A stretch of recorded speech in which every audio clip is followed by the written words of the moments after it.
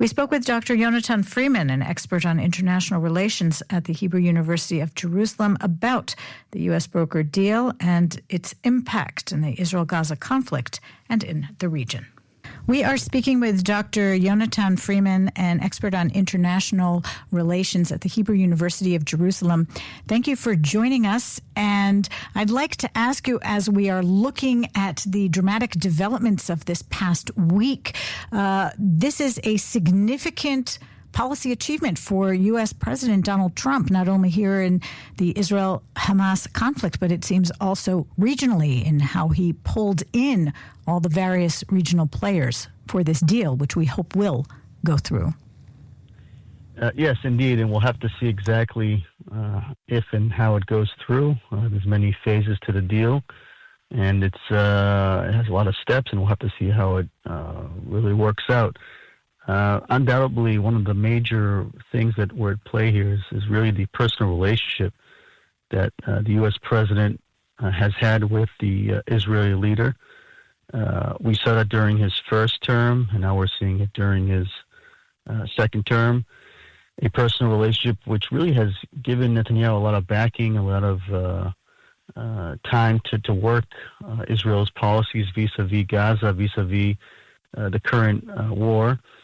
And the second thing really at play is really the goal of the United States, generally speaking, and also Donald Trump, is to try to lower the potential for U.S. involvement militarily worldwide, so that he could really focus on domestic matters, which are very important to his agenda, very important to his election messaging when he was running.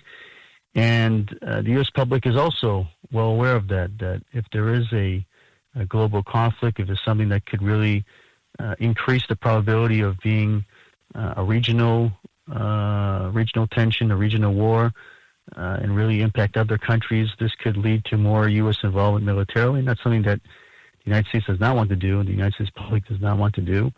And we saw his goals in seeking to try to put down the current war in the Ukraine and in other places around the world. So I think this negotiation objective, which has really now led to both Hamas and Israel signing a document, and again, we'll have to see how it goes out in the end, is something that really brings a major foreign policy objective met by Donald Trump. Number one, to be supportive of Israel, because in the end, many of the things that this agreement is seeking to do is a part of what Israel wants to do in Gaza.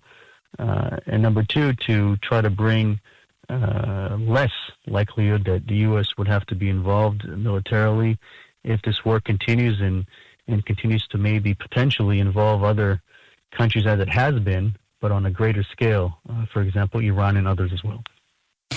Now, given the fact that the second phase of this deal is rather amorphous, that it's been said that many of the more long-term issues have yet to be worked out, would that then indicate that American involvement is not yet over?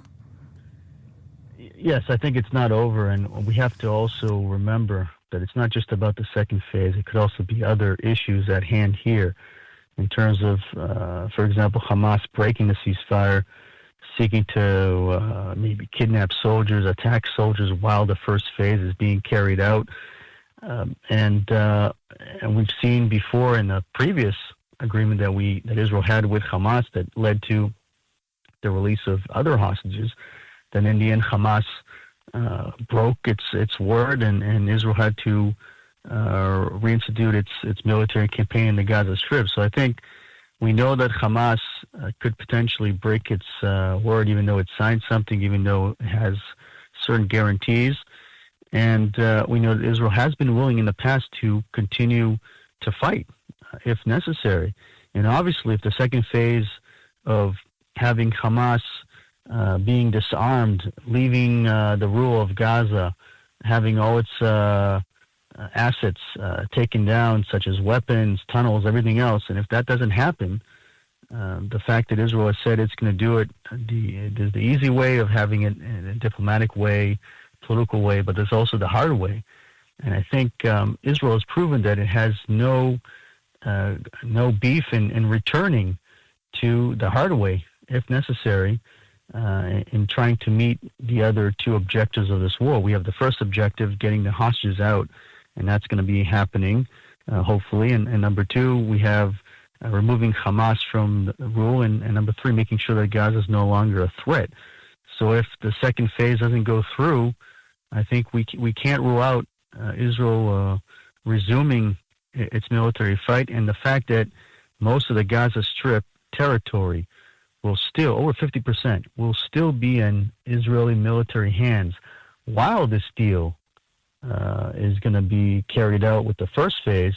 I think this shows a lot of the power that Israel has, and also during these negotiations, and the fact that the White House was supportive of this measure as well, because we could have found a different way of a deal where no one will be released in Gaza if Israel is still in there an inch. And the fact it's over 50% of the territory will still be in Israeli control while this deal is being carried, I think this shows a lot that Israel has a lot of power and a lot of presence, and was able to influence what this agreement was going to be containing.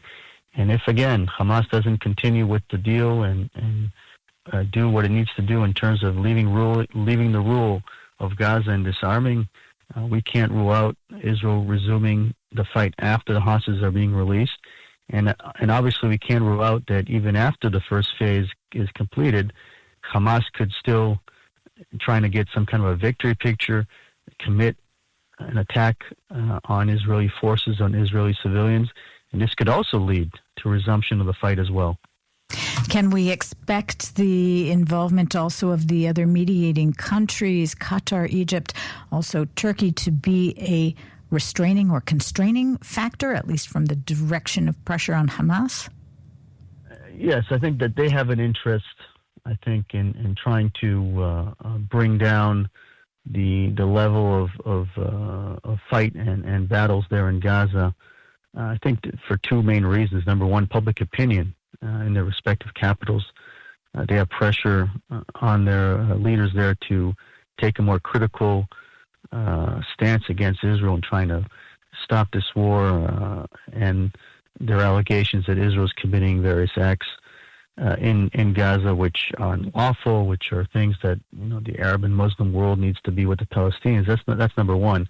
But I think number two, which is mainly more at play, and we heard Trump talking about it and hinting at it, and also even Netanyahu, is that I think this war might be impacting the timing of further normalization between Israel and the Arab and Muslim world. And I think the idea is that if this war ends, or the major battle ends, this could open the door for announcements and further negotiations, which will bring greater normalization between Israel and the Arab and Muslim world.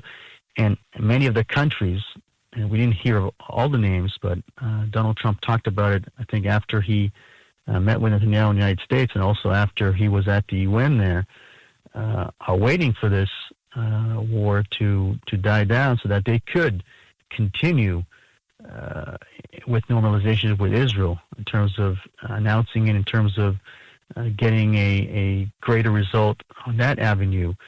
And many of these countries were involved in mediation with between Israel and Hamas.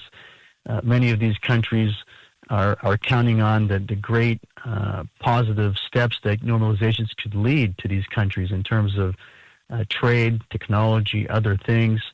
The fact that normalization with Israel would also strengthen their ability to defend against Iranian threats as well. So they have an interest in seeking to restrain Hamas and having and to be a mediator. Number one, because of public opinion, and number two, because this could impact the ability of them to continue with the normalization process with Israel, and they want that. They want it for various reasons. Dr. Yonatan Freeman, an expert on international relations at the Hebrew University of Jerusalem.